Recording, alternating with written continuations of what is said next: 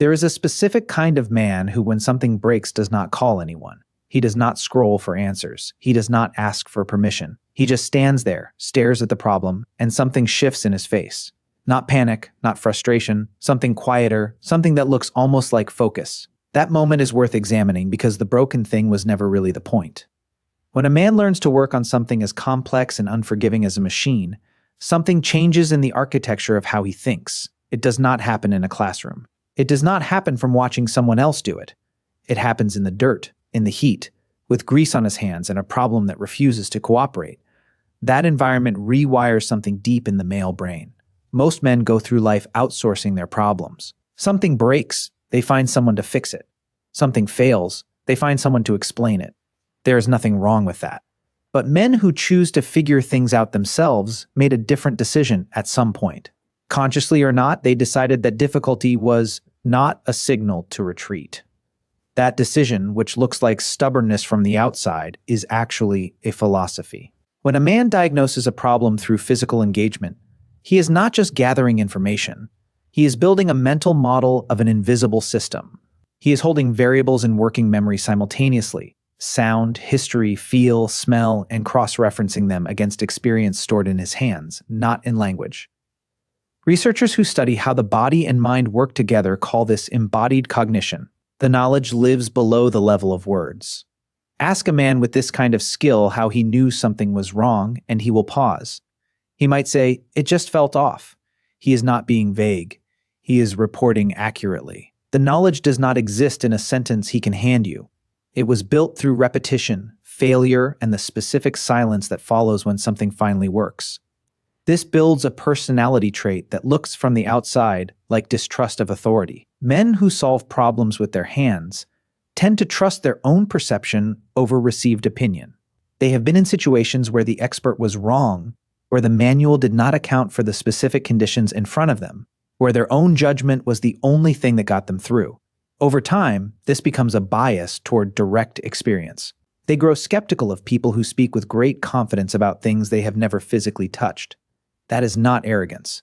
That is an epistemology built in the gap between what someone told them and what was actually true. There is also something about mechanical work and time that teaches a lesson most men never get anywhere else. Fixing something real cannot be rushed in the way digital tasks can. There are sequences that must be followed. There are specifications that exist for physical reasons, not bureaucratic ones. Cut a corner and the problem comes back, usually worse. Men who internalize this lesson carry it into everything. They become unusually patient with slow processes, unusually skeptical of anything that promises a fast result. If you agree with that, comment 1. If you think it is more complicated than that, comment 0. Either way, I want to know where you stand. Now consider where this behavior comes from. Many men who operate this way did not figure it out alone. They learned in the presence of someone else. A father in a garage, an older man who said almost nothing but handed over a tool and waited. A mentor who showed instead of explained. There was no curriculum, no lesson plan. What was being transmitted was not technical information. It was a relationship to difficulty, a way of being with a problem that did not involve walking away from it. This is why this kind of competence becomes identity for men. When a skill is learned through a relationship, it carries emotional weight that no tutorial can replicate. The first real problem a man solved with his own hands is remembered with a specificity that is almost biographical. Not because of the problem itself, but because of who was there, because of what it meant, because of what it proved. This is where people misread men who operate this way. They see the self-sufficiency and assume it is about not wanting help. They see the quiet confidence and read it as coldness. But underneath, something else is operating. Men who learned early that problems yield to patience, that the world responds to careful attention, that mastery is available to anyone willing to stay with difficulty long enough. These men developed what researchers call an internal locus of control, the belief that outcomes are primarily shaped by their own effort and understanding, not by luck, not by what other people decide. That belief changes everything. It changes how a man approaches a challenge. It changes how he responds when something does not go his way. It changes his tolerance for ambiguity and his threshold for asking for help. It is not that he does not need other people. It is that he carries a deeply encoded faith in his own capacity to figure things out. That faith was not given to him. It was built one solved problem at a time. There is one more thing worth naming. Working on something real is one of the last remaining contexts in which a man can be completely verifiably right. In most areas of modern life, success is ambiguous. Did the meeting go well? Hard to say. Was the decision correct? Depends who you ask. But something that was not working and now is, that is not a matter of interpretation. The feedback is absolute. For men who spend most of their time in environments of subjective evaluation and uncertain outcome, that kind of clarity is not just satisfying, it is stabilizing.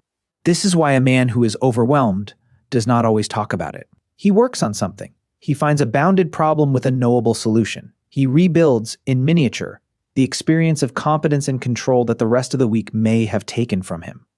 What looks like a coping mechanism is actually a psychological reset. What looks like avoiding the problem is actually restoring the part of himself that can face it. And right now, research shows that more than 3/4 of young men who are struggling with their mental health do not want to talk about it. They do not believe they need help. They are isolated in a way that previous generations were not. They were handed a digital world that was not designed for their development. It was designed for engagement. The result is a generation of men who have access to everything except the thing that actually builds psychological stability. The experience of physical difficulty, patient effort, and a problem that surrenders to their own hands. Want me to go deeper on this in a follow-up? Comment 8. The question is not whether you know how to fix something with your hands. The question is whether you have built any context in your life where the feedback is real, where effort has a direct and honest consequence, where you are the one responsible for the outcome. Because the men who have that, whether they found it in a garage, on a court, in a workshop, or anywhere else where the world gives a clear answer, those men carry something into every other area of their life that cannot be taught in a lecture. It is a quiet confidence, a refusal to collapse under ambiguity, a deeply held belief that if they stay with it long enough, it will give way. That belief was never really about the machine. It was always about what kind of man they decided to become.